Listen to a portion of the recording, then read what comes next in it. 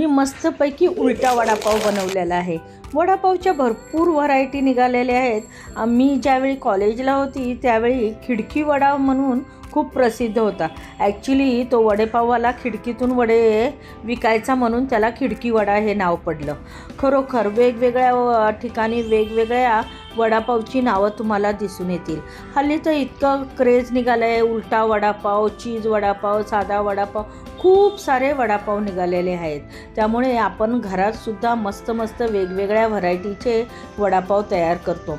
आज तर मी मस्तपैकी उलटा वडापाव तयार केलेला आहे.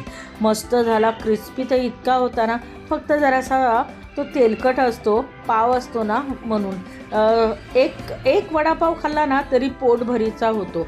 खरोखर खूप मस्त लागला, अतिशय टेम्पटिंग लागला. कुरकुरीत तर काही विचारू नका. खरोखर त्याचा आवाजच इतका कुरकुरीत होता ना. तुम्ही करून बघा, तुम्हालाही नक्की